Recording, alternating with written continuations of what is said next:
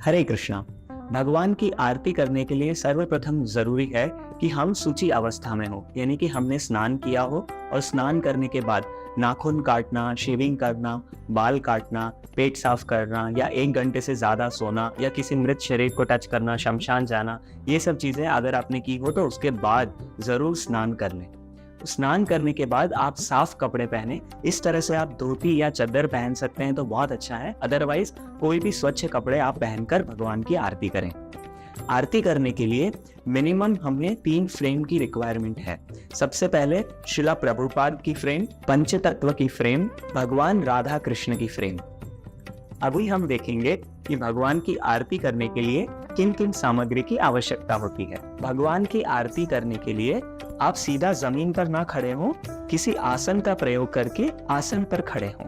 हमें चाहिए 5 या 3 अगरबत्ती, एक घी का दिया, भगवान को पानी ऑफर करने के लिए शंख और पानी का वाटर पॉट, एक साफ रुमाल, कुछ फूल, एक चामर और व्यजन यानी कि मोरपंख। अगर आप इतना अरेंजमेंट नहीं कर सकते हैं तो एटलीस्ट भगवान के लिए अगरबत्ती, एक दिया और फूल, ये 3 सामग्री जरूर रखें। साथ साथ घंटी बजाने के लिए एक घंटी और हमारा हाथ साफ करने के लिए एक आचमन का पानी से भरा हुआ और एक माचिस। तो यह 7 सामग्री भगवान को इस सीक्वेंस में ऑफर की जाती है। अगरबत्ती, दिया, शंख में पानी, रुमाल, फूल, चामर और व्यजन। और ये सब नहीं है तो अगरबत्ती, दिया और फूल से आप समाप्त कर सकते हैं।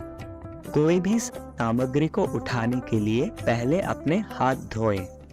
जिस क्रम में मैंने सामग्री बताई है उन्हें एक एक करके लेकर 7 बार क्लॉकवाइज डायरेक्शन में, पहले श्रील प्रभुपाद को, उसके बाद पंचतत्व को, उसके बाद राधा रानी को, फिर कृष्ण भगवान को और अंत में कोई भी आपके मंदिर में मूर्ति या भगवान की फ्रेम है तो उन्हें 3-3 बार दिखाकर अंत में तुलसी महारानी को 3 बार दिखाएंगे और समाप्ति के लिए फिर सभी भक्तों को 3 बार इस तरह से दिखाकर हम एंड करेंगे। अगर आपके पास शंख है तो 3 बार शंख बजाकर आरती की शुरुआत करें और अंत में भी 3 बार शंख बजाकर आरती को समाप्त करें।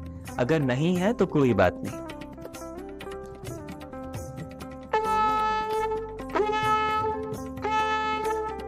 आरती की हर सामग्री को छूने से पहले हम पानी से आचमन करेंगे। तो इस तरह से अपने हाथ पर पानी डालकर अपने हाथ धो लें। उसके बाद सबसे पहले अगरबत्ती जलाएं। हर वस्तु को भगवान को अर्पण करने से पूर्व उसको भी पानी से आचमन कर उसे शुद्ध करेंगे। अपने बाएं हाथ में घंटी बजाते हुए 7 बार प्रभुपाद को, फिर 7 बार पंचतत्व को, 7 बार राधा रानी को, 7 बार कृष्ण भगवान को और अन्य जो भी फ्रेम या मूर्ति आपके मंदिर में है उन्हें 3-3 बार दिखाकर 3 बार तुलसी महारानी को और उसके बाद सभी भक्तों को दिखाकर समाप्त करेंगे। एक वस्तु को अर्पण करने के बाद पुनः अपने हाथ आचमन से धोएं। फिर अभी हम भगवान को घी का दिया अर्पण करेंगे। अगर आपके घर में भगवान श्री श्री निताय गौरांग के विग्रह हैं तो आप पंचतत्व की जगह पहले 7 बार नित्यानंद प्रभु को, फिर 7 बार चैतन्य महाप्रभु को करके राधा रानी को 7 बार, कृष्ण भगवान को 7 बार और अन्य को 3-3 बार करके सभी भक्तों को दिखाकर समाप्त कर सकते। फिर हम अपने हाथों को शुद्ध करके पानी भरेंगे शंख में, पानी भर के शंख को भी शुद्ध करेंगे। फिर 7 बार प्रभुपाद को, फिर थोड़ा सा पानी खाली करेंगे। 7 बार पंचतत्व या आपके घर निताय गौरांग है तो नित्यानंद प्रभु को, फिर चैतन्य महाप्रभु को, फिर 7 बार राधा रानी को, 7 बार कृष्ण भगवान को और अंत में तुलसी महारानी को। फिर पीछे सभी भक्तों को दिखाकर समाप्त करेंगे।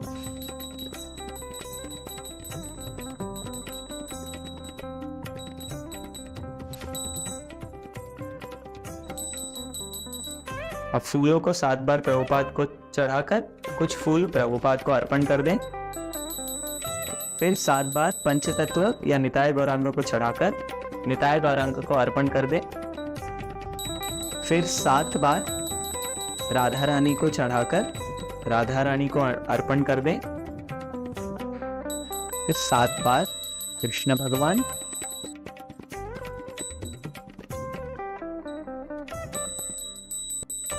3 बार तुलसी महारानी और ये अन्य थोड़े से फूल पीछे भक्तों को दिखाकर समाप्त करें। आरती करते हुए दूसरे भक्त हरे कृष्ण महामंत्र का कीर्तन कर सकते हैं, या फिर अगर आप अकेले हैं तो आप कोई हरे कृष्ण महामंत्र की कीर्तन श्रील प्रभुपाद की गाई हुई धुन चला सकते हैं, या फिर आप खुद भी हरे कृष्ण मंत्र गा सकते हैं।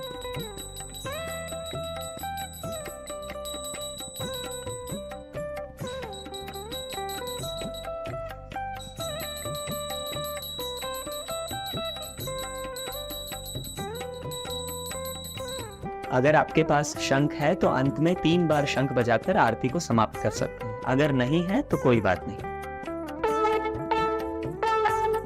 अंत में भगवान को अर्पण किया हुआ जल लेकर सभी भक्तों में प्रसाद के रूप में प्रोक्षण कर सकते हैं और अंत में साष्टांग दंडवत प्रणाम करते हुए भगवान की जय जयकार करेंगे।